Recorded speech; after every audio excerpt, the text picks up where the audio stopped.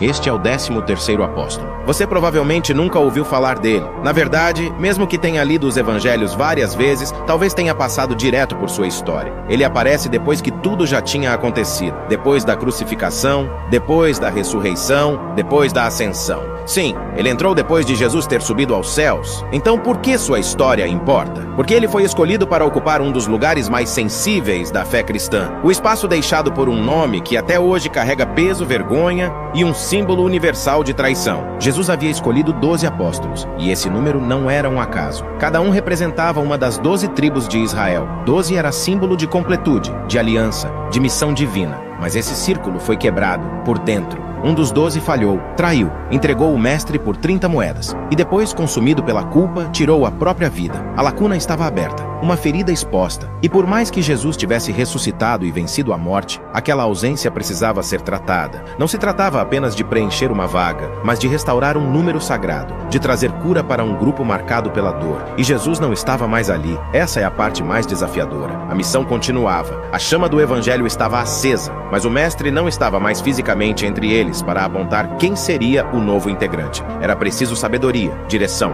e fé. Foi nesse contexto que, com cerca de 120 pessoas reunidas, um dos discípulos se levantou. Ele sabia, não dava para continuar sem enfrentar a sombra deixada por Judas. Era hora de agir. Os critérios eram claros e quase impossíveis, não poderia ser qualquer um. O escolhido teria que ter seguido Jesus desde o batismo no Jordão, ter testemunhado sua ressurreição com os próprios olhos, ou seja, alguém que tivesse visto tudo, do início ao fim. Entre todos ali, apenas 2 homens preenchiam esses requisitos. 2 nomes foram colocados diante do grupo, e então oraram, pediram a direção de Deus, e fizeram algo incomum para nós, mas comum naquele tempo. Lançaram sortes. O escolhido caiu sobre ele. A sorte foi lançada, e com ela veio o nome do 13º apóstolo. Mas antes de dizer o nome, é importante lembrar o que diz a Bíblia sobre esse momento. Então lançaram sortes, e a sorte caiu sobre Matias, e com os 11 apóstolos ele foi contado. Atos 1:26. Sim, o nome dele era Matias, um homem discreto, que não aparece nos evangelhos, que não tem discursos registrados, que não realizou milagres narrados nas escrituras, mas que foi escolhido,